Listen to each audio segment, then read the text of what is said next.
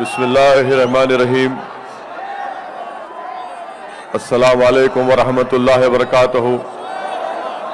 भाई आप नारे नहीं लगाएंगे, सुनिए मेरी बात। शे नशीन बतशरीफ फरमा मुअज़्ज़िज़ उलमाए कराम, मशाइखीन उज़्ज़ाम, बुजुर्गान मिल्लत, मेरी इज़्ज़तदार माँ और बहनों, मेरे गयूर नौजवान साथियों, मैं आप तमाम का दिल की गहराइयों से शुक्रिया अदा करता हूं कि आज आपने एनआरसी और सीएए के खिलाफ इस एहतजाजी जलसे में शिरकत करके इस तारीखी एहतजाज में अपना नाम दर्ज करवाया। मैं आपसे ये पूछना चाहूँगा कि क्या मैं एक देर तक खिताब करूँ या एक 3-4 मिनट में अपनी बात को ख़त्म कर दूँ। तो मेरी आपसे ये गुजारिश है कि अगर आप तफसील से गुफ्तगू सुनना चाहते हैं तो मैं आपसे ये गुजारिश कर रहा हूँ कि जब आप जलसे के इख्तिताम के बाद अपने घर को वापस जाएंगे, मेरी आपसे दरख्वास्त है कि आप पूरे इत्मीनान के साथ और अमन को बरकरार रखते हुए आप लोग अपने घर को वापस जाएंगे। दूसरी बात कि जब आप अपने घर को वापस जाएंगे तो ये जो तिरंगा जिसको देखकर हमारा सीना चौड़ा हो जाता है, इस तिरंगे को आप अपने साथ लेकर जाएंगे। इस तिरंगे को आप किसी रोड पर नहीं फेंकेंगे, बल्कि इसको अपने साथ लपेट कर अपने घर को लेकर जाएंगे। हमारे मुल्क में, वतन अजीज में, कोई किसी को मत बोलो, बैठ जाओ, आप पूरे बैठो बैठो।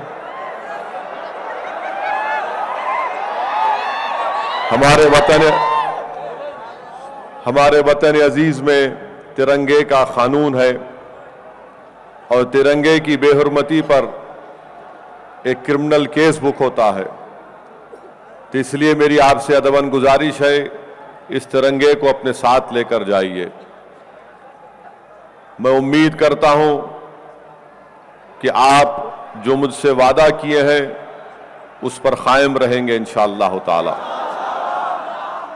और जब आप जाएंगे, दारुस्सलाम से निकलकर रवाना होंगे, इस बात का खास ख्याल रखिए कि हमारी इज़्ज़तदार माँ और बहनें भी इस जलसे में शिरकत कर रही हैं। उनको भी पूरे इत्मीनान और इज्जत के साथ उनको अपने घर को वापस होना है। और मेरी नौजवानों से दरख्वास्त है कि पहले हमारी माँ और बहनों को जाने का रास्ता फराहम करें, चाहे वो हमारे ख़वातीन सहाफ़ी या जर्नलिस्ट क्यों ना हो, और पूरे इत्मीनान के साथ आप अपने घर को जाइए। और अगर कोई शरपसंदी का इरादा रखता है तो उसको आप रोकिए।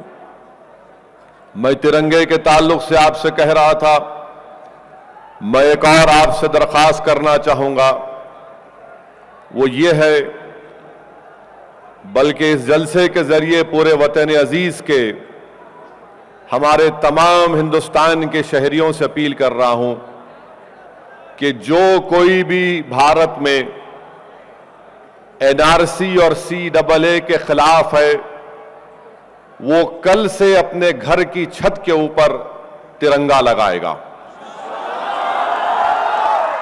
ताकि जिसके घर पर तिरंगा लहराएगा मुल्क ये जान लेगा कि ये मोदी के काले कानून के खिलाफ है।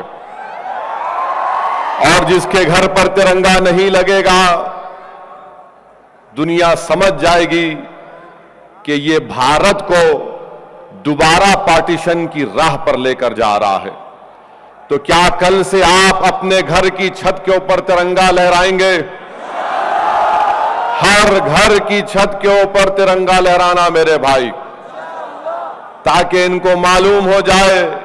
یہ ترنگا دیکھ کر سنگھ پریوار کو، مودی کو اور امیت شاہ کو معلوم ہو جائے گا، ارے یہ گھر بھارت کا گھر ہے، یہ گھر ہندوستان سے محبت کرنے والا گھر ہے.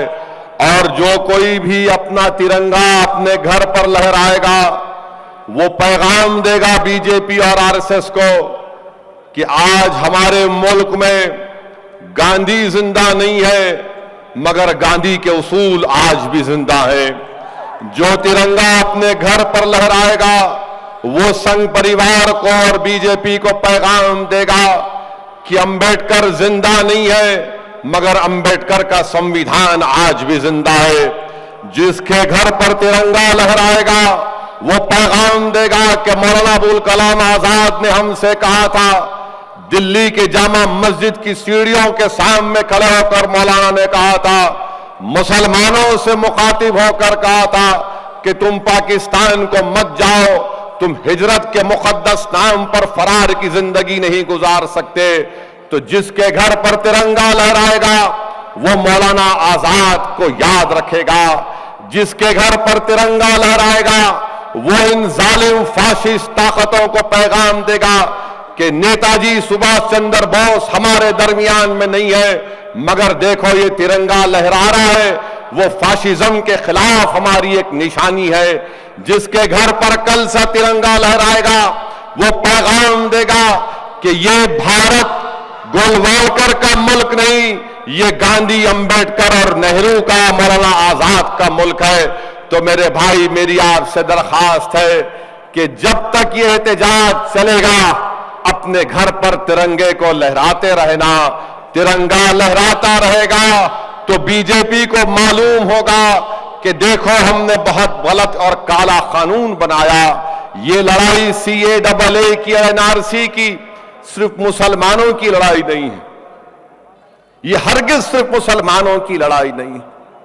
اور اگر کوئی مجھ سے آ کر یہ کہے گا کہ مسلمان اس لڑائی میں اکیلے ہیں تو میں ان سے کہوں گا کہ ہاں، اگر مسلمان اکیلا بھی ہے تو ہم کو اس کی کوئی فکر نہیں ہے، نہ ہی ہم کو اس کی کوئی شرمندگی ہے، اس لیے کہ ہم بھارت کو بچانے کی لڑائی لڑ رہے ہیں، ہم ملک کو بچانے کی لڑائی لڑ رہے ہیں.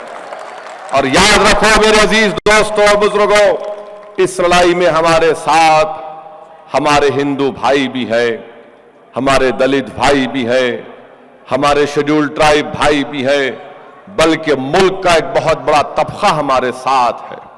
یہ لڑائی کیونکہ ہندوستان کی روح کو بچانے کی لڑائی ہے. جو کام امبیڈکر نے نہیں کیا، جو کام سردار پٹیل نے نہیں کیا، جو کام راجندر پرساد نے نہیں کیا، جو کام ہندوستان کے پہلے وزیر اعظم نہرو نے نہیں کیا، جس کام کے بارے میں گاندھی نے نہیں سوچا، آج وہ کام نریندر مودی کی حکومت کر گئی. مذہب کے نام پر دیش کو چلانا چاہتے، شہریت سٹیزن شپ مذہب کے نام پر دینا چاہتے. تاریخ کو میں نہیں بدل سکتا، نہ آپ بدل سکتے، مگر جب ملک میں سمویدھان بنا تو سمویدھان بنانے والوں نے کیوں سمویدھان بنایا؟ کہ ہم مستقبل کو دیکھیں گے، ہم پیچھے نہیں دیکھیں گے، ہم مستقبل کو دیکھیں گے. پارٹیشن ہوا، ہم پارٹیشن کو قبول نہیں کیے، ہم نے پارٹیشن کو ریجیکٹ کیا، مسترد کیا، ہم نے محمد علی جناح کے پیغام کو ٹھکرایا. مگر آج بی جے پی کہہ رہی ہے کہ ٹو نیشن تھیوری، پارٹیشن کی وجہ سے یہ کام نامکمل تھا، اس لیے ہم نے سی ڈبل اے کا قانون بنایا. ہم ہندوستان کے وزیر اعظم اور امیت شاہ جو ہسٹری میں کمزور ہیں، ہم ان کو ہسٹری کا ایک سبق سکھا ہی دیتے ہیں. اور وہ یہ ہے میرے بھائی، یہ دارالسلام جس کی سرزمین پر آج آپ اور ہم کھڑے ہیں، اسی دارالسلام پر 70 سال پہلے محمد علی جناح آئے تھے. یہیں پر محمد علی جناح آئے تھے, یہیں پر ایک ایسا ہی جلسہ ہوا تھا. محمد علی جناح کی تقریر ہوئی تھی, چند منٹ کی تقریر محمد علی جناح نے کی, اور جب محمد علی جناح گاڑی میں بیٹھ کر جا رہے تھے تو ایک نوجوان دوڑتا ہوا ان سے ہاتھ ملانے کے لیے گیا. تو محمد علی جناح نے اس نوجوان سے کہا کہ کیا تم پاکستان کو آؤ گے؟ تو اس نوجوان نے کہا کہ میں آؤں گا. اس نوجوان جس نے محمد علی جناح سے ہاتھ ملایا تھا, میں آج سے, بلکہ میں جب طالب علم تھا, لندن میں علم حاصل کر رہا تھا, امریکہ گیا تھا, ساؤتھ فلوریڈا میں نہیں ساؤتھ کیرولائنا میں میری ملاقات اس شخص سے ہوئی جب انہوں نے جانا کہ حیدرآباد سے ایک شخص آیا ہے, مجھ سے ملاقات کی اور مجھ سے یہ واقعہ سنایا. میں نے اس بزرگ سے پوچھا جو کافی عمر ہو چکی تھی, بتاؤ آپ نے صرف ہاتھ ملایا اور چلے گئے, کیا پایا آپ نے؟ تو انہوں نے کہا کہ میں نے زندگی کی سب سے بڑی غلطی کی جو پاکستان کو گیا تھا. میرے بھائی, آج اسی سرزمین پر الحمدللہ جہاں پر جناح آئے تھے, آج سووں کی ہزاروں کی تعداد میں غیور نوجوان ہندوستان کا ترنگا اٹھا کر لہرا رہے ہیں. ہندوستان کے وزیر اعظم, یہ ہماری وفاداری ہے,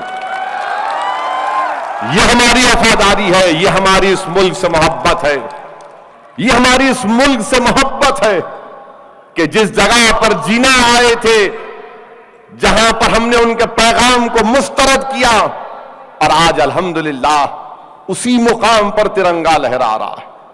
آج یہ لوگ نہیں جانتے, آج ہماری وفاداریوں پر شک کرتے ہیں. بی جے پی سنگھ پریوار ہندوستان کے مسلمانوں کی وفاداری پر شک کر کے وہ مسلمانوں پر نہیں بلکہ وہ انگلی اٹھا رہے ہیں گاندھی, امبیڈکر, نہرو کے اوپر, کیونکہ انہوں نے سمویدھان اور آئین بنایا تھا, دستور بنایا تھا, اور دستور میں یہ کہا گیا کہ مذہب کی بنیاد پر سٹیزن شپ نہیں ملے گی. ہم کو کوئی اعتراض نہیں ہے, آپ دیجئے جو کوئی آتا ہے پاکستان سے, افغانستان سے, بنگلہ دیش سے, مگر مذہب کو کیوں بنیاد بنا رہے ہیں؟ مذہب کو کیوں بنیاد بنا رہے ہیں؟ اور جب ہم یہ سوال کرتے ہیں تو بی جے پی کی طرف سے سوال آتا ہے کہ تمہارے پاس تو اتنے اسلامی ملک, مسلم ملک ہیں. میں اس کے تعلق سے بھی کہنا چاہ رہا ہوں کہ مجھے سعودی عرب سے محبت نہ تھی, نہ کبھی رہے گی انشاءاللہ تعالی. مجھے کیا کرنا ہے یونائٹڈ عرب ایمریٹ سے, مجھے کیا کرنا ہے ملیشیا سے, مجھے کیا کرنا ہے ٹرکی سے, مجھے کیا کرنا ہے ایران سے, مجھے کیا کرنا ہے بنگلہ دیش سے, مجھے کیا کرنا ہے افغانستان سے. مجھے بھارت سے مطلب تھا اور بھارت سے ہی مطلب رہے گا. اتنے اسلامی ملک کہہ رہے ہیں تو تم چلے جاؤ نا, مجھے کیوں بول رہے؟ مجھے کیا کرنا ہے ان لوگوں سے؟ مجھے تو ہندوستان اور بھارت کی سرزمین سے محبت تھی اور رہے گی. بار بار ارے تمہارے اتنے ممالک ہیں, میرے نہیں ہے, میرا ہندوستان ہے, میرا بھارت ہے اور رہے گا انشاءاللہ تعالی. اور آج بی جے پی کا ایک دلی کا ایک ویڈیو آیا جس میں موصوف نعرہ مار رہے ہیں کہ جلوس نکالے بی جے پی کی تائید میں, اور نعرہ لگا رہے ہیں پورے لوگ کہ دیش کے غداروں کو گولی مارو سالوں کو. آپ بتائیے میں کہاں کا غدار ہوں؟ میں کہاں کا غدار ہوں؟ میں تو انڈین بائی چوائس بھی ہوں اور بائی برتھ بھی ہوں. میرے پاس چوائس تھا, میں نے کہا میں زنا کو نہیں مانتا, ٹو نیشن تھیوری کو نہیں مانتا. ہم پیدا بھی اس ملک میں ہوئے, اور یہ موصوف نعرہ لگا رہے ہیں موڈی کے چیلے کہ دیش کے غداروں کو گولی مارو سالوں کو. مار سکتے آپ, گولی مار رہے ہیں نا, آپ مارو. ہتھیار آپ کے پاس ہے, گولی آپ کے پاس ہے, اقتدار آپ کے پاس ہے, آپ ظلم کر سکتے ہیں, کرو ظلم. मगर याद रखो तुम्हारी गोलियां खत्म हो जाएंगी, मेरी भारत से मोहब्बत कभी कम नहीं होगी इंशाअल्लाह ताला। तुम मार सकते हो मुझे मारो, क्योंकि जनरल डायर ने भी यही समझा था कि जलियांवाला बाग में मैं इतने भारतीयों को, हिंदुस्तानियों को मारूंगा तो हिंदुस्तान में लोग डर जाएंगे। मगर जलियांवाला बाग का वो वाकया हिंदुस्तान के वजीर आजम हिंदुस्तानियों में एक नई हरारत पैदा कर दिया था। मौत किसी को गोली मारने से डर पैदा नहीं होता। आप गोली मारना चाहते मारो, आपकी सरकार है, बंदूक भी आपकी, गोली भी आपकी, वर्दी भी आपकी, हर चीज आपकी, मारो, आप मार ही सकते हैं। मगर हिंदुस्तान के वजीर आजम हम मारने नहीं निकले हैं, हम भारत को बचाने निकले और बचा के रहेंगे इंशाअल्लाह ताला। क्या लड़ाई है हमारी? हमारी लड़ाई क्या है? हमारी लड़ाई इज्जत की लड़ाई है। आज हम पर इतना शक किया जाता है। बताइए मेरे अजीज दोस्तों और बुजुर्गों, 70 साल के बाद भी आज हम पर शक किया जाता है। ये तौहीन है, ये तौहीन है। और आज आप कहते हैं कि हम मुल्क में एनआरसी लगाएंगे, सिटीजन अमेंडमेंट एक्ट जो बनाया गया है, जिसका जिक्र अभी मेरे छोटे भाई अमान ने किया। उन्होंने अपनी तकरीर में कहा कि आसाम में 19 लाख लोग के नाम नहीं आए एनआरसी में, जिसमें से 5 लाख के करीब मुसलमान हैं, 5 लाख बंगाली हिंदू भाई हैं हमारे। आसाम का फाइनेंस मिनिस्टर बार बार कहता है कि CAA के बाद 5 लाख बंगाली हिंदुओं को हिंदुस्तान की शहरियत दी जाएगी। मैं पूछना चाहता हूं, अमित शाह और वजीर आजम कहते हैं कि अगर आपको तकलीफ है तो लिखकर भिजाओ। लिखकर भिजाना क्या?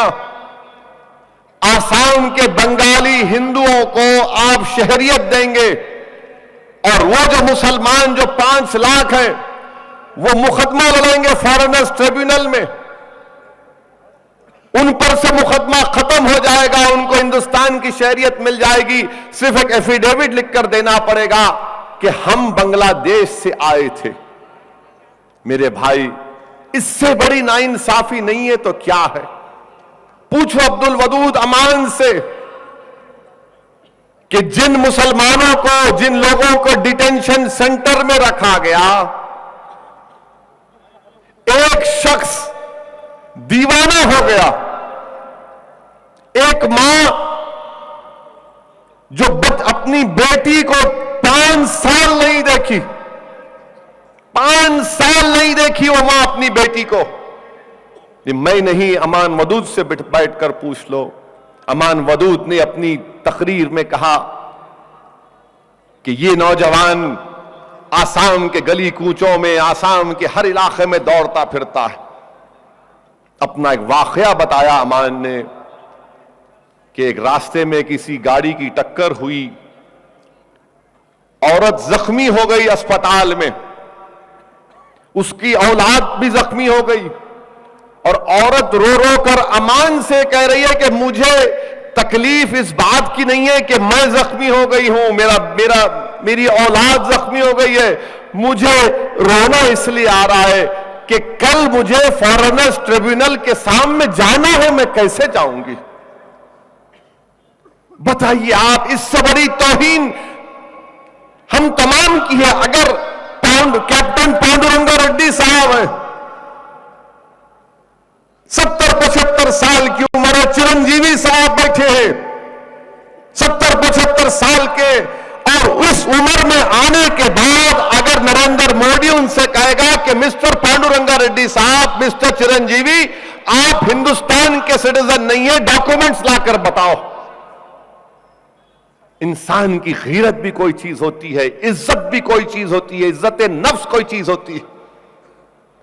75 साल के हो चुके और उनको लाइन में खड़े रहना पड़ेगा बताने के लिए, सिर्फ एक शख्स की हिमाकत, उसकी अनानियत को खुश करने के लिए, उसकी अना की तस्कीन के लिए। जो लोग 75 साल 80 साल के वो लाइन में खड़े रहेंगे, मैं क्यों ठहरूं, मैं क्यों ठहर कर बताऊं कि मैं हिंदुस्तान का शहरी हूं? मैं पैदा हुआ इसी सरजमीन पर, मैं हिंदुस्तान का शहरी हूं, मगर हम तमाम को, हिंदुस्तान की 100 करोड़ आवाम को लाइन में खड़े रहना पड़ेगा।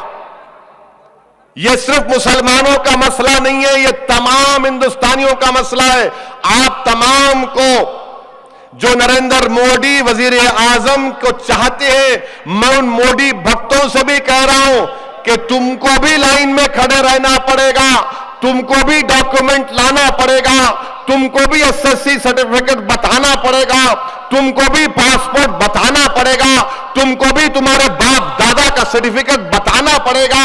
अरे जब सब लाइन में खड़े हो जाएंगे तो फिर देश किसका होगा बताओ? अगर सब लाइन में खड़े होकर बोलेंगे मेरा डॉक्यूमेंट, तो फिर देश किसका है? ये देश किसका है बताओ मेरे भाई? क्या हमने इसीलिए अंग्रेजों से आजादी दिलाई थी कि एक शख्स वजीर आजम बनेगा और हिंदुस्तान के 100 करोड़ जनता को लाइन में खड़ा करेगा और वो ऊंची कुर्सी पर दिल्ली में तख्त पर बैठकर कहेगा कि हां देखो सबको मैंने लाइन में लगा दिया? नहीं मेरे अजीज दोस्तों, यही हाल ये हर हिंदुस्तानी का करना चाहते हैं। सबको लाइन में खड़ा कर देंगे। एक Prakash Javadekar information broadcasting minister है, बयान दिए कल कि जिसके पास आधार कार्ड है उसको फिक्र करने की जरूरत नहीं है। प्रकाश जावड़ेकर साहब समझते हैं कि हमारे कान में फूल लगा है। आपको लगा होगा, मगर आधार एक्ट का सेक्शन 9, जिसका अमान ने मुझे बताया कि सेक्शन 9 साफ तौर से कहता है कि जिसके पास आधार कार्ड है वो हिंदुस्तान की सिटीजनशिप को देता नहीं है। बर्थ सर्टिफिकेट अगर मुतालबा करेंगे आपसे, पासपोर्ट की बात करेंगे, आपको मालूम कितने पासपोर्ट हैं पूरे भारत में? सिर्फ भारत के 120 करोड़ जनता के पास 4% लोगों के पास पासपोर्ट है। ओनली 4%। अब कल से शायद शुरू हो जाएगा कि अरे भाई ओएसी ने कहा चलो पासपोर्ट बना लेंगे। नंबर 4% लोगों के पास पासपोर्ट है। अप्रैल 2020 में नेशनल पॉपुलेशन रजिस्टर हो रही है, एनआरसी शुरू होगा, बल्कि एनआरसी शुरू हो चुका है। एनआरसी शुरू हो चुका है। नेशनल पॉपुलेशन रजिस्टर शुरुआत है एनआरसी की, और उसमें सवालात हैं, कितने बच्चे हैं, कितने घर में रहते, कितने के पास पासपोर्ट है, कितनों के पास बर्थ सर्टिफिकेट है, आधार कार्ड है, और जो शख्स वेरीफाई करेगा वो कहेगा कि मैं इससे मुतमईन हूं या नहीं हूं। उसके इख्तियार में रहेगा कि लिख देगा कि मुझे इस पर शक है, डाउटफुल है। तो जब एनआरसी शुरू होगी वो डाउटफुल को फंस जाएगा। वो यही तो हम कह रहे हैं आपसे। यह सिर्फ मुसलमानों का मसला नहीं है, यह पूरे हर भारत के सिटीजन्स का मसला है। हां, हमको तकलीफ इस बात की है कि अगर किसी गैर मुस्लिम का नाम एनआरसी में नहीं आएगा और किसी मुसलमान का नाम नहीं आएगा, तो शायद वो हमारा हिंदू भाई कहेगा कि मैं बांग्लादेश, अफगानिस्तान, पाकिस्तान से मेरा ताल्लुक है, उसको सिटीजनशिप मिल जाएगी, हमको कहां मिलेगी? और जब मैं ये कहता हूं बार बार, तो बीजेपी की तरफ से जवाब आता है, नहीं तुम भड़का रहे हो, तुम डरा रहे हो। अरे मैं चैलेंज कर रहा हूं, तुम बोलो झूठ कह रहा हूं, सच कह रहा हूं। मैं सच कह रहा हूं। जो आसाम में हो रहा है, आसाम में यही होगा। जितने 5,40,000 बंगाली हिंदू भाइयों बहनों का नाम नहीं आया, उनको सिटीजन अमेंडमेंट एक्ट के तहत सिटीजनशिप मिलेगी। ये मैं नहीं कह रहा हूं, हेमंत बिस्व शर्मा जो आसाम का फाइनेंस मिनिस्टर है वो बार बार कह रहा है, और बीजेपी की तरफ से कोई इसका जवाब नहीं देता। वजीर दाखिला कहते हैं एनआरसी आएगा, एनआरसी आएगा तो किसका नुकसान होगा? मेरे भाई, मैं डराने के लिए नहीं कह रहा हूं, اس لیے آپ کو یہ بتا رہا ہوں کہ احتجاجی جلسہ ہے. ہم کیوں احتجاج کر رہے ہیں؟ ہم اس لیے احتجاج کر رہے ہیں کہ یہ دیش میں، اس ملک میں، وطن عزیز میں مذہب کے نام پر ہم کو دوسرے درجے کا نہیں بلکہ سٹیٹلس بنانے کی تیاری کی جا رہی ہے، جس میں سب کو نقصان ہونے والا ہے، سب کو نقصان ہونے والا ہے. تیسری اور اہم بات میں آپ کے سامنے عرض کر دوں کہ یہ لڑائی لمبی لڑائی ہونے والی ہے. یہ جدوجہد آسان نہیں ہے میرے دوست. نریندر مودی، امیت شاہ،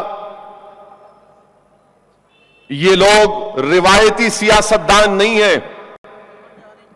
یہ لوگ روایتی سیاستدان نہیں ہیں. ان سے اگر ہم کو سیاسی اور جمہوری طریقے سے مقابلہ کرنا ہے تبھی کامیابی ملے گی. اگر ہم یہ سمجھیں گے کہ ایک جلسہ کر دیے، روڈ پر نکل کر آ گئے، کامیابی ملے گی نہیں. یہ مومنٹم کو کم سے کم 6 سے 7 مہینے برقرار رکھنا پڑے گا. اور کب ہوگا؟ جب تشدد نہیں ہوگا، جب وائلنس نہیں ہوگا. تشدد اور وائلنس ہوگا تو قصہ ختم. کچھ نہیں کر سکیں گے آپ. کورٹ میں کھڑے ہو کر یہ لوگ کہیں گے کہ دیکھو یہ لوگوں نے تشدد کیا، وائلنس کیا، فلاں گڑبڑ ہوئی، کورٹ کے سامنے جا کر کہیں گے. سپریم کورٹ میں بھی پارٹی بنا ہوں، میں بھی سپریم کورٹ کو گیا ہوں کہ قانون ہمارے آئین، ہمارے سمویدھان کے فنڈامنٹل رائٹ کے خلاف ہے. تو میرے بھائی اس بات کو ذہن نشین کر لو کہ وائلنس اور تشدد ہرگز نہیں ہونا، ہرگز نہیں ہونا. کوئی تشدد نہیں ہونا. کوئی آ کے آپ کو چھیڑخانی کرے گا تب بھی نہیں، تب بھی نہیں. جو لوگ مجھ پر انگلیاں اٹھا رہے ہیں، سنو کہ مجلس کیا کر رہی ہے. مجلس یہ کر رہی ہے کہ مجلس غریبوں کی لاشوں پر اپنی سیاسی عمارت نہ کبھی تعمیر کی، نہ کبھی تعمیر کرے گی انشاءاللہ تعالی. میں جب تک زندہ اللہ مجھے رکھے گا، جب تک اللہ مجھے مجلس کا سپاہی بنا کر رکھے گا، میں کسی بھی انسان کی لاش کے اوپر اپنی سیاست نہیں کروں گا، نہ کرتا ہوں، نہ کروں گا انشاءاللہ تعالی. اگر مجھ پر الزام لگتا ہے تو لگے، مجھے اس کی پرواہ نہیں ہے. تم بی ٹیم بولو، سی ٹیم بولو، کون سی ٹیم بولو، مگر میں انسانیت کے ساتھ تھا، ہوں اور رہوں گا انشاءاللہ تعالی. اتر پردیش میں کل ایک ہی دن میں 12 لوگوں کو گولی مار کر ہلاک کر دیا گیا. جو لوگ مجھ پر انگلیاں اٹھا رہے ہیں، اگر سوچو تمہاری اولاد مر جاتی تو تم کہتے سعودین اویسی تم نے میری اولاد کے اوپر سیاست کی. ایک ہی دن میں 12 لوگ مر گئے، کیونکہ اتر پردیش کے چیف منسٹر نے بیان دیا تھا لکھنؤ کی گڑبڑ کے بعد کہ ہم اس کا بدلہ لیں گے. ہندوستان کے وزیر اعظم نے کہہ دیا کہ جو لوگ گڑبڑ کرتے ہیں ان کے کپڑے دیکھ کر بتایا جا سکتا ہے. آپ کو معلوم آج مظفر نگر میں کیا ہوا؟ 8 سال کے بچے کے سر میں آج گولی لگی. 8 سال کے بچے کے سر میں گولی لگی. تم کو معلوم کہ جو لوگ 2 لوگ مر گئے مظفر نگر میں، ان کو دفنانے کی بھی اجازت نہیں دی جا رہی ہے. بتاؤ میں کہ لاشوں پر سیاست کروں؟ نہیں. میرا کام زندگیوں کو بچانا ہے، مروانا نہیں ہے. جس کو مروانا ہے وہ سیاست کرے، میں یہ سیاست نہیں کر سکتا. میں بچانے کا کام کر سکتا ہوں. نوجوانوں کی زندگیوں کو بچانے کی لڑائی لڑ رہے، ہندوستان کو بچانے کی لڑائی لڑ رہے. اور اگر کبھی مرنا پڑے گا تو انشاءاللہ ہم پہلے مریں گے، ہم مریں گے انشاءاللہ. ہم اپنے سینے پر گولیاں لیں گے، ہم اپنے سینوں پر، اپنے سر پر لاٹھیاں کھائیں گے، مگر کسی ہندوستان کے معصوم لوگوں کو اپنی سیاست کے لیے نہیں مروائیں گے. اور دشمن یہی چاہتا ہے، ظالم یہی چاہتا ہے. ظالم کی سیاست ہم کو سمجھنے کی ضرورت ہے. یہ لڑائی جذبات کے ساتھ ساتھ ہوش مندی سے لڑنے کی ضرورت ہے، پوری ہوش مندی سے لڑنے کی ضرورت ہے. اور اگر کوئی یہ سمجھے گا کہ نہیں، ایسا نہیں ایسا کرنا. تو میرے بھائی ہمارے سامنے مہاتما گاندھی کی لڑائی ہے. گاندھی نے بھی نان وائلنس کی بات کی تھی اور 200 سال کے انگریزوں کی غلامی سے اس ملک کو چھٹکارا دلایا تھا. گاندھی اور نہرو، امبیڈکر، یہ مولانا آزاد، جوہر برادران، علامہ فضل حق خیر آبادی، محمود الحسن، یہ تمام بزرگوں نے ہم کو سکھایا کہ نان وائلنس سے ہی ہم ظالم کے ظلم کو توڑ سکتے ہیں، اور وہی کام ہم کو کرنا ہے. اگر کوئی یہ سمجھ رہا ہے کہ نہیں یہ بڑی بورنگ بات کر رہے ہیں، بات بورنگ ہوگی مگر نتیجہ ڈائنامک نکلے گا انشاءاللہ. بات کام بورنگ ہوگا مگر نتیجہ ڈائنامک نکلے گا. اور ہندوستان کے وزیر اعظم جانتے ہیں، یقیناً ہمارے دلوں میں غم ہے، غصہ ہے، کون انکار کرتا ہے. جب سے بی جے پی کی سرکار بنی ہم نے لفظ جہاد کی باتیں سنی، گھر واپسی کی باتیں سنی، ماب لنچنگ کے نام پر ہم نے اخلاق کی موت کو دیکھا، علیم الدین انصاری کی موت کو دیکھا، تبریز کی موت کو دیکھا، حافظ جنید کی موت کو دیکھا. مگر اس کے باوجود بھی ہم نے جس طرح وہ چاہ رہے تھے ہم نے ریاکٹ نہیں کیا. میرے بھائی یہی ہماری کامیابی ہے. یاد رکھو اگر ہم دشمن کے ٹریپ میں چلے جائیں گے تو پھر دشمن اور ظلم کرے گا. جو کچھ جامع ملیہ میں ہوا میں مذمت کرتا ہوں اس کی، جو کچھ علی گڑھ مسلم یونیورسٹی میں ہوا میں اس کی مذمت کرتا ہوں.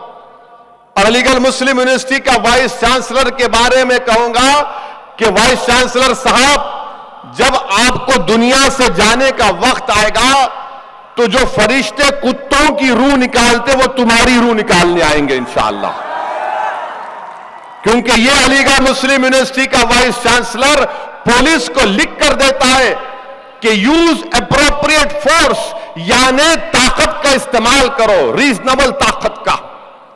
کوئی وائس چانسلر لکھ کر دیتا ہے پولیس کو کہ یونیورسٹی میں گھس کر مارو، اور ایک بچے کا ہاتھ کٹ گیا، اس میں ہاسٹل کی بلڈنگ کو، رومز کو جلا دیا گیا.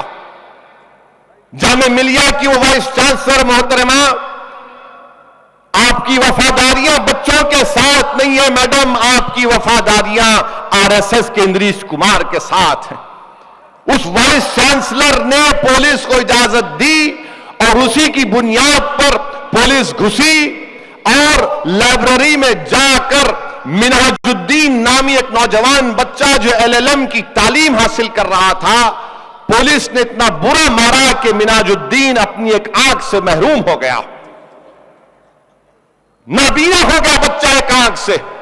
ہندوستان کے وزیر اعظم، آپ کی آنکھوں کو نہیں دکھتا یہ؟ آپ ہی نے تو کہا تھا نا کہ کپڑے دیکھو دیکھو مسٹر مودی، وہ بچہ کیا کپڑے پہنا تھا، لائبریری میں بیٹھ کر پڑھ رہا تھا. یہ بچیاں کیا کر رہی تھی جو آج ہم نے ان کو یہاں پر بلایا؟ کیا تھا ان کے پاس؟ ہتھیار تھے، بندوق تھی، بچا رہے تھے ایک بچے کو، صرف بچا رہے تھے ایک بچے کو. تو کہا گیا یہ فلاں ہے، یہ فلاں ہے. میرے بھائی یہ ظلم ہے، اس کے خلاف لڑنا ضروری ہے. اور ہماری لڑائی کیا ہے؟ میری لڑائی، مجھے بدنام، کوئی ٹی وی کا پروگرام نہیں ہوتا دولہے بھائی کے بغیر، یعنی ٹی وی کا پروگرام ہو رہا اس میں ہمارا نام شامل. ارے کبھی تو مرد بنو رے، بغیر بھائی جان کا نام لیے کرو. اور وہ دلی میں مودی کا لیڈر بول رہا، کیا بولا وہ کہ گولی مارو غداروں کو، گولی مارو دیش کے غداروں کو، گولی مارو سالوں کو. پیارے، حیدرآباد کی زبان میں سالے کس کو بولتے معلوم آپ کو؟ مت بولو، مہنگا پڑے گا. اگر ہم تمہارے سالے ہوئے اور ہم کو گولی لگی تو پھر گھر میں کیا ہوگا پیارے؟ دیش کے غداروں کو گولی مارو سالوں کو. ٹھیک ہے اب تو ہم تمہارے سالے تو ہو گئے نا, اب اس پر بھی کل چلائیں گے. میں نہیں بولا, انہوں بولے. جب انہوں بول سکتے تو ہم جواب نہیں دے سکتے کیا؟ میرے بھائی, یہ جو تمام پانڈورنگا ریڈی صاحب, چرنجیوی صاحب, ڈاکٹر اسما, محترمہ ڈاکٹر اسما, ہمارے علماء کرام, مشائخین عظام, یہ سب کیا لڑائی ہے ہماری؟ یہ لڑائی ہماری یہ ہے اس کتاب کی, یہ کانسٹیٹیوشن کی لڑائی ہے. یہ کانسٹیٹیوشن کی لڑائی ہماری. کوئی آسمان سے تارے توڑنے کی بات نہیں کر رہے, کوئی چاند کی مٹھی لانے کی بات نہیں کر رہے, کوئی سمندر سے خاک چھان کر بات نہیں کر رہے, یہ کانسٹیٹیوشن کی بات کر رہے. اس کو بچانا ہے.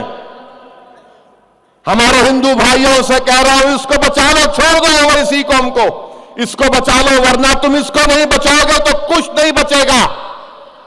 اس کو بچاؤ, اس کتاب کو بچاؤ. یہ کتاب, یہ قانون, یہ سمویدھان ہر بھارت کے رہنے والے کو ایکوالٹی کی بات کرتا ہے, مساوات کی بات کرتا ہے. آپ اگر اس کو نہیں بچائیں گے تو پھر کیا بچائیں گے تم؟ میرے عزیز دوستوں اور بزرگوں, یہ کام ہم کو کرنا ہے. میری آپ سے گزارش ہے کہ جو لوگ اس احتجاج میں اس دنیا سے چلے گئے, میری آپ سے گزارش ہے کہ 1 منٹ کے لیے ہم ان کے لیے خاموشی اختیار کریں, تاکہ مرنے والے گھر والوں کو یہ معلوم ہو سکے کہ سرزمین دکن پر کوئی تو ان کی تکلیف کو محسوس کر رہا ہے. ایک چند سیکنڈ کے لیے میں اپنی تقریر کو روکتا ہوں, تاکہ ہم ان مرنے والوں کو یاد کریں جو پولیس کی گولیوں کا نشانہ بن گئے, یا پھر جو پولیس والے بھی اگر اس میں زخمی ہوئے تو ہم ان کو بھی یاد کرتے ہیں. 1 منٹ کے لیے خاموشی رہے.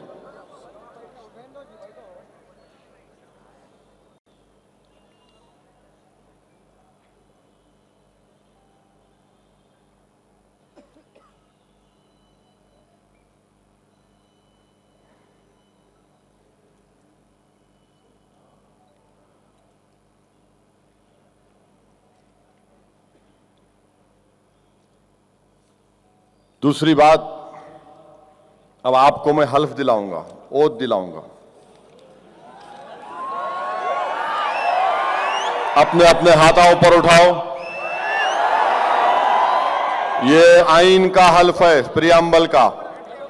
اب میرے ساتھ آپ بولیں گے, میں پڑھوں گا, میرے ساتھ آپ بولیں گے. ہم بھارت کی عوام مطانعت و سنجیدگی سے عزم کرتے ہیں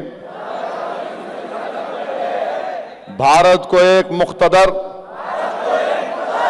سماجوادی, غیر مذہبی, عوامی جمہوریہ بنائیں گے, اور اس کے تمام شہریوں کے لیے حاصل کریں انصاف, سماجی, معاشی اور سیاسی آزادی خیال,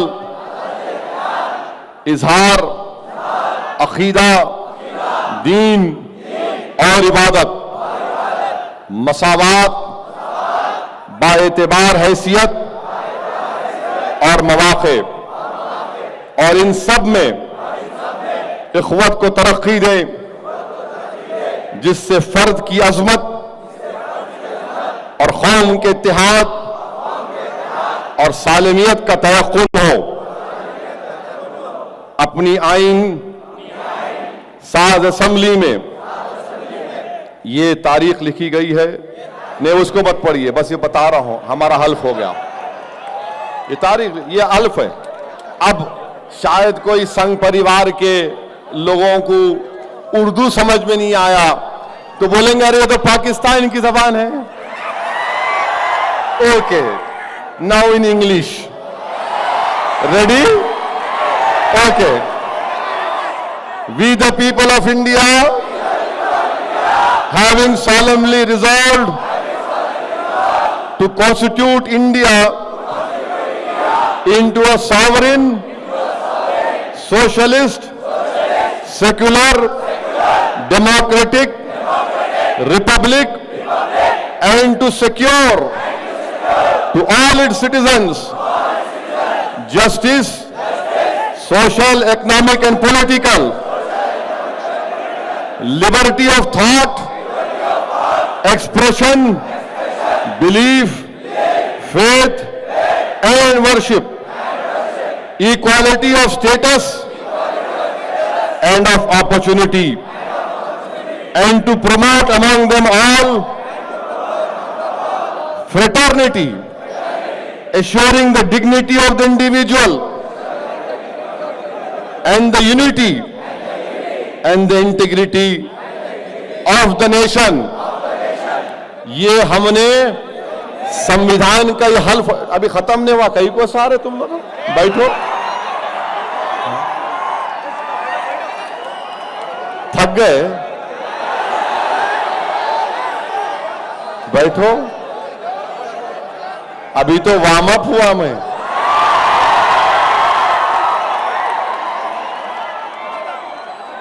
कहीं को गिर रहे बाबा ऐसा आंख के पीछे हटो जरा। मेरे भाई, मैं आपसे अर्ज कर रहा था,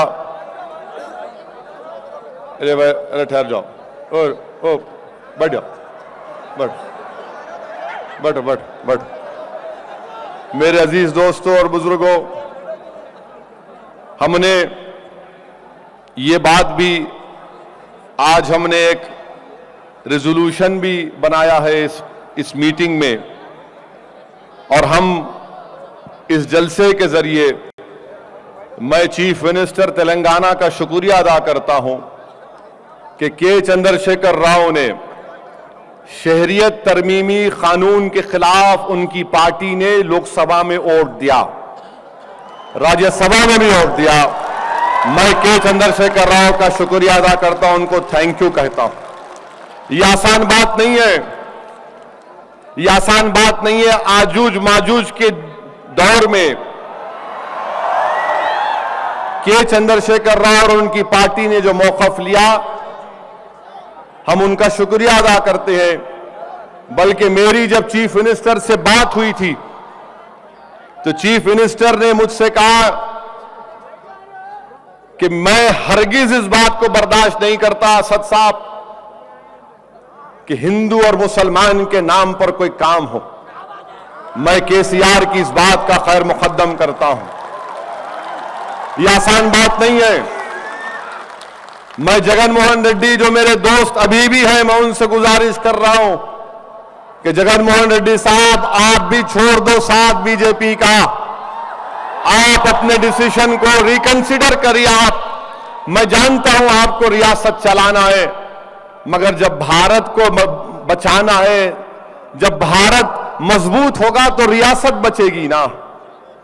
ये लड़ाई भारत की रूह के लिए है, ये लड़ाई आप जैसे नौजवानों के मुस्तकबिल को अच्छा रखने के लिए है। मैं गुजारिश करता हूं आंध्र प्रदेश के चीफ मिनिस्टर से भी कि वो रिकंसिडर करें।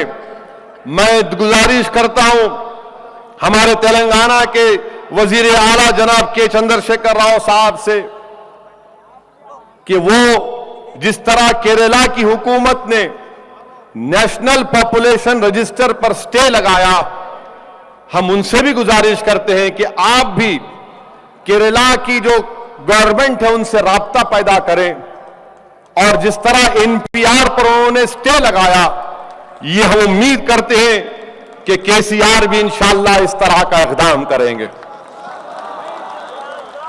तीसरी बात यह है कि आज का ये जलसा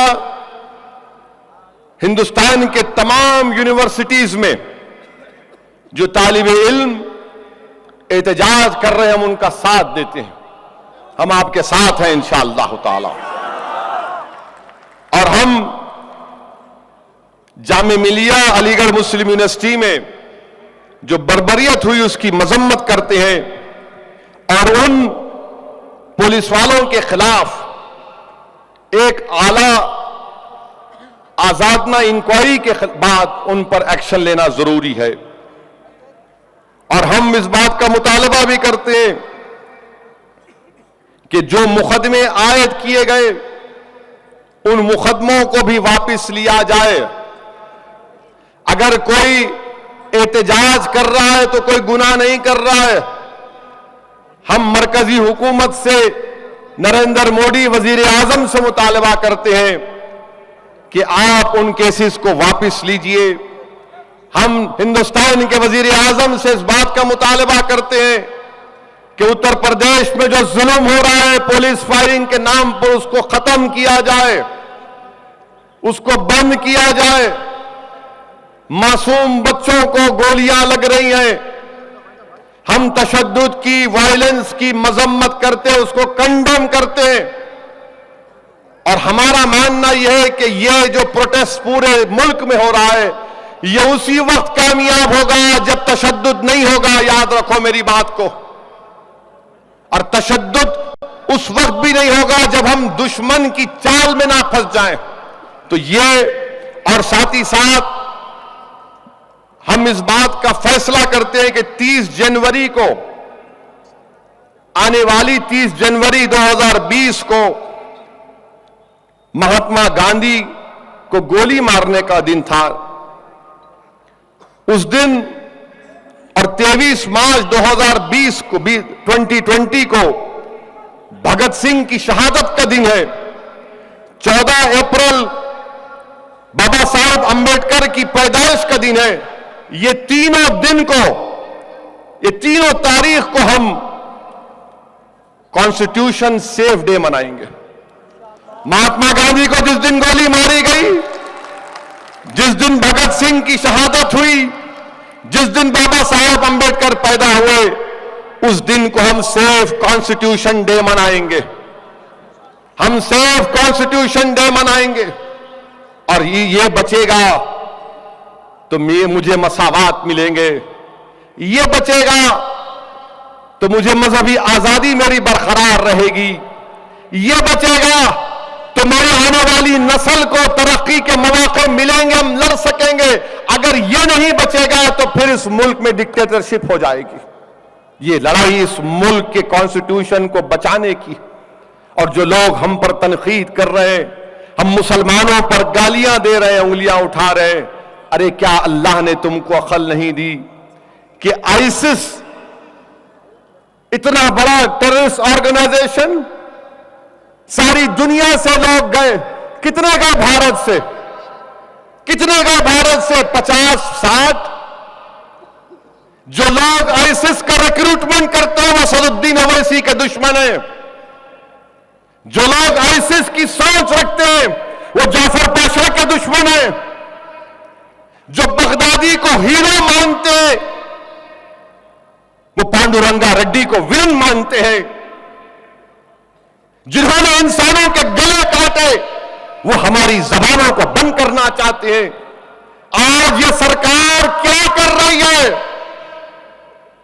کیا کر رہی ہے؟ 17.5 کروڑ کی آبادی کا بچوں کا کھیل ہے, شک ہم پر کیا جا رہا ہے. بتاؤ میرے عزیز دوستوں اور بزرگوں, مایوسی پیدا کی جا رہی ہے نوجوانوں کے دلوں میں. میں نوجوانوں سے کہہ رہا ہوں کہ مایوس مت ہو, ہمارا مستقبل اچھا ہوگا انشاءاللہ تعالی. ایسے 56 نریندر مودی امت شاہ آئیں گے, بھارت کا کچھ نہیں ہوگا انشاءاللہ تعالی. ہم یہاں پر باعزت شہری تھے اور رہیں گے انشاءاللہ تعالی. مگر یہ لوگ اس طرح کی حرکتیں کر کے کیا پیغام دے رہے ہیں آپ؟ جن گندگیوں کو ہم نے پنپنے نہیں دیا اس کو ختم کر دیا. کیا کر رہے ہیں آپ؟ پورے بین الاقوامی سطح پر, انٹرنیشنل لیول پر نیو یارک ٹائمز کا ایڈیٹوریل لکھتا ہے کہ پورے جمہوری ملک کو مل کر, ممالک کو مل کر اس قانون کے خلاف آواز اٹھانی چاہیے. مسٹر پرائم منسٹر, آپ یہ کیا کر رہے ہیں؟ آخر نریندر مودی کو اتنی نفرت کیوں ہے ان سے؟ کیا کیا ہم نے بتاؤ؟ ہم نے جنا کے پیغام کو ٹھکرایا, ننے کا مسکر ہوا آسام میں, لاشیں پڑی نے کہا ہندوستان زندہ باد. قاسم پورہ میں ندی کے کنارے میں جا کر 40 لوگوں کو گولی مار دی گئی. ہم نے کہا ہندوستان زندہ باد. مریانہ کا فساد ہوا, ہم نے کہا ہندوستان زندہ باد. شیخ یاسین کو سر پہ گولی لگی بلے پلی کے پاس, ہم نے کہا ہندوستان زندہ باد. بابری مسجد کی شہادت ہوئی, ہم نے اپنی مسجد کے غم کو دبا کر رکھا مگر ملک سے وفاداری کی, کہا ہندوستان زندہ باد. میرے عزیز دوستوں اور بزرگوں, دل بمبئی کی سڑکوں پر فساد ہوا. سوچو جو لوگ آج ہم پر شک کر رہے ہیں, میں ہمارے ہندو بھائیوں سے کہہ رہا ہوں, میری داستان تو بھی سنو, تم میرے غم کو سمجھو آپ. کہ نومبر دسمبر 92, جنوری 93 میں اس کے باوجود بھی ہم نے کہا ہندوستان زندہ باد. مظفر نگر ہوا, ہم نے کہا ہندوستان زندہ باد. 2002 گجرات ہوا, ہم نے کہا ہندوستان زندہ باد. آج بھی کہا اور کل بھی کہتے رہیں گے, مگر تم شک کیسے کرتے ہو اقتدار کی کرسیوں پر بیٹھ کر؟ یہ میری شکایت ہے تم سے, یہ میری شکایت ہے. کیا سچر کمیٹی جھوٹی ہے؟ کیا رنگناتھ مشرا کمیشن جھوٹی ہے؟ کیا کنڈو کمیٹی رپورٹ جھوٹی ہے؟ کیا NSSO کا ڈیٹا غلط ہے؟ کیا سنسس 2011 کا ڈیٹا غلط ہے؟ بتاؤ کیا کروں میں؟ کیا تم امید کرتے ہو مجھ سے؟ بتاؤ. میں ایک پتھر کی طرح ٹھہرا رہا ہوں اور رہوں گا انشاءاللہ تعالی. میں ایک پہاڑ ہوں جو کوئی مجھے نہیں لا سکتا, یاد رکھو. اور ہم پہاڑ کے, ہم بھارت کے بنیادی پتھر ہیں. بھارت کا بنیادی پتھر میں ہوں, بھارت کا بنیادی پتھر تم ہو, بھارت کا بنیادی پتھر ہم سب ہیں. بنیاد کو ہم ہلنے نہیں دیں گے کیونکہ ہم پتھر ہیں بنیاد کے. اس ملک کی بنیادوں میں ہمارا خون ہے. میرے عزیز دوستوں اور بزرگوں, یہ جد و جہد کو جاری رکھنا پڑے گا. یہ صرف ایک دن 2 دن کی جد و جہد نہیں, اب تو لوگوں کی جانیں بھی چلی گئی ہیں اور جو بچے مارے گئے ہیں. ہندوستان کے وزیر اعظم, یہ غلط ہو رہا ہے, یہ غلط ہو رہا ہے. ہم کو امید ہے کہ انشاءاللہ تعالی اگر نریندر مودی کی سرکار صحیح فیصلہ لے لیتی ہے تو بہت اچھا ہے. آپ صرف وزیر اعظم اتنا کر دیجئے کہ ریلیجیس مائنارٹیز, جو آپ نے لفظ لکھا, لفظ ریلیجن کو نکال دیجئے, لفظ ریلیجن کو نکال دیجئے. کسی بھی ملک کی مائنارٹی لیجئے آپ. میں مانتا ہوں پاکستان میں ظلم ہوتا ہے, مگر پاکستان سے مجھے کیا کرنا ہے؟ افغانستان سے مجھے کیا کرنا ہے؟ بنگلہ دیش سے ہم کو کیا کرنا ہے؟ یقیناً ظلم ہوتا ہے میانمار میں, ظلم ہوتا ہے سری لنکا میں, ظلم ہوتا ہے ساؤتھ ایشیا میں, ہر جگہ پر. آپ لیجئے, مگر مذہب کے نام پر قانون بنانا یہ غلط ہے. اور پھر یہ 2030 دسمبر 2014 کی تاریخ کیا ہے؟ یہ NPR کیا ہے؟ یہ لوگ NPR کے بارے میں بولتے نہیں, جو کوئی بھی بھارت کا شہری ہے بشمول مسلمان, اس کو فکر کرنے کی ضرورت نہیں ہے.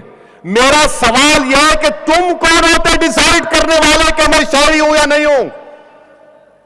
تم فیصلہ تم کرنے والے ہو, تمہارا آفیسر کرنے والا ہے. میرے بھائی, یہ ایک کالا قانون ہے. یہ NPR غلط ہے, NRC غلط ہے. ہندوستان کے وزیر اعظم جانتے ہیں کہ ہندوستان کی اکانومی بربادی کے دہانے پر آ چکی ہے. GDP 4% سے کم ہو چکا ہے. GST کلیکشن گر رہا ہے. بے روزگاری بڑھ رہی ہے. آزادی کے بعد سب سے زیادہ بے روزگاری وزیر اعظم نریندر مودی کے دور اقتدار میں. ہر اعتبار سے ملک میں پریشانی ہے غریبوں کو. کھانے کو کھانا نہیں ہے، نوکریاں جا رہی ہیں، سب پریشان ہیں، مگر وزیر اعظم جو دلی کے سلطنت کے بادشاہ ہیں، تو بادشاہ نے فیصلہ کیا کہ نوکری کی بات نہیں ہوگی، بینکس کے ڈوبنے کی بات نہیں ہوگی، جی ایس ٹی کی بات نہیں ہوگی، لوگوں کے پاس پیسہ نکالنے ہو اس کی بات نہیں ہوگی، بات ہوگی مذہب کی۔ اور جب بات مذہب کی کرتے ہیں تو لڑائی اس لیے ہوتی ہے کہ دیش کو بچانا ہے۔ یقیناً میں مسلمان ہوں، مجھے فخر ہے اس بات کا، مجھے کوئی شرمندگی نہیں ہے، اس لیے نہیں ہے کیونکہ یہ مجھے اجازت دیتا ہے کہ اپنے آپ کو مسلمان اور دین پر رکھوں۔ اور اگر کوئی کہے گا کہ میں کوئی دین کو مانتا بھی نہیں ہوں تو میں اس سے کہوں گا کہ میں آپ کی عزت کرتا ہوں۔ اگر کوئی کہے گا کہ میں ہندو ہوں، میں کہوں گا بالکل رہو آپ کو ہندوستان کا آئین مذہب پر چلنے کی اجازت دیتا ہے، مگر یہ کون سا قانون کہ آپ مجھے دور کر رہے ہیں، مجھے دور کر رہے ہیں، ہم کو دور کر رہے ہیں۔ میرے عزیز دوستوں اور بزرگوں، اس لڑائی کو جاری رکھنا ہے، اس کو جمہوری طریقے سے جدوجہد کو جاری رکھنا ہے، تشدد نہیں کرنا ہے۔ میرے بچوں، میرے نوجوانوں، ہم تمہارے لیے لڑ رہے ہیں اور تم کو اللہ کا واسطہ دے کر کہہ رہا ہوں میں، اگر اس لڑائی میں اگر میں بھی مر جاتا ہوں، اگر کوئی ظالم مجھ کو گولی بھی مارتا ہے تو تم کو اللہ کا واسطہ تم تشدد نہیں کرو گے، کیونکہ میں جانتا ہوں میری زندگی اس وقت تک ہے جب تک میرا رب چاہے گا۔ اور سنو، جو میرے دشمن ہے، تم میری زندگی کی سب سے بڑی خواہش کو پورا کرو گے اگر تم مجھے شہید کا رتبہ دو گے۔ میں بھی چاہتا ہوں کہ مجھے بھی شہادت ملے، کوئی ڈر نہیں ہے، مگر یہ لوگوں کی سازش ہے۔ کیوں کہہ رہا ہوں؟ لوگ کہہ رہے ہیں کہ ارے بولیں گے ارے یہ جذبات میں لا رہا ہے، نہیں، حقیقت بیان کر رہا ہوں۔ ایسے لوگ بہت سے ہیں، اور ابھی آج تک کے ٹی وی پروگرام میں ایک بابا بیٹھے تھے جو ساری دنیا سے کہتے ہیں ناک سے سانس لے کے پیٹ کو ہلا کے منہ سے سانس نکالنا، جو ٹوتھ پیسٹ بیچنے کا کاروبار بھی کرتے ہیں، جو جینس بنانے کا خواب دیکھ رہے تھے مگر جینس نہیں بنی۔ وہ بابا نے کہا کہ اویسی ایک سر پھرا ہے۔ آپ کو غلط فہمی ہے بابا،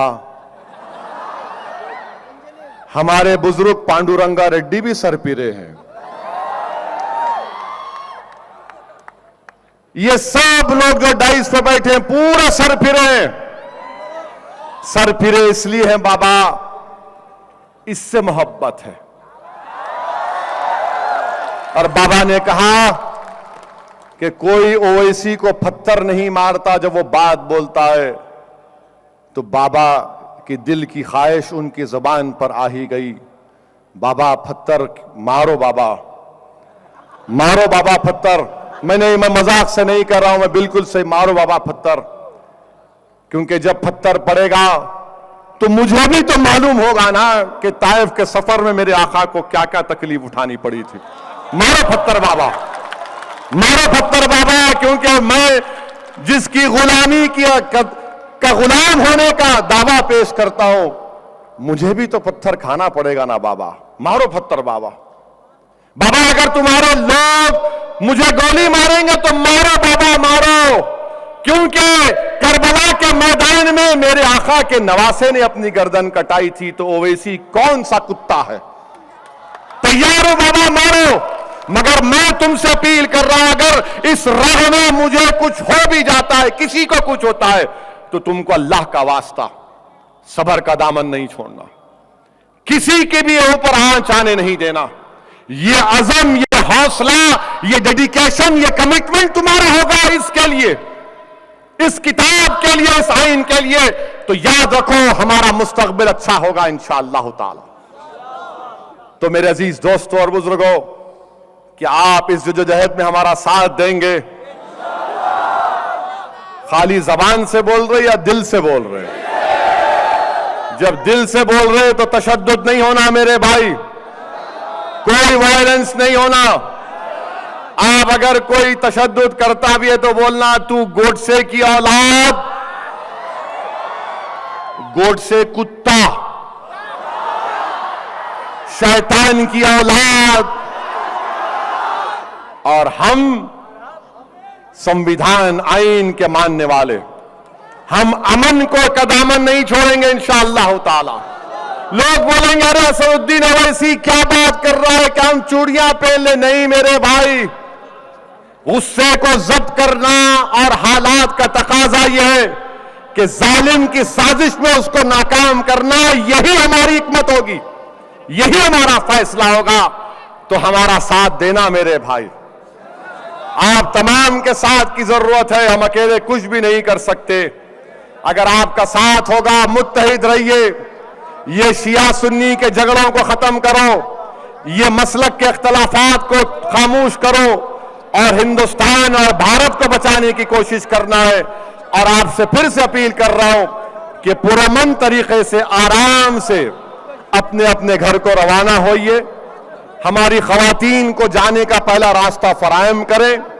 ابھی تو شروعات ہے جلسوں کی, انشاءاللہ تعالی ایک لمبی فہرست ہے جلسوں کی, جلسے ہوں گے. آپ تمام کا شکریہ. وآخر الدعوان الحمدللہ رب العالمین.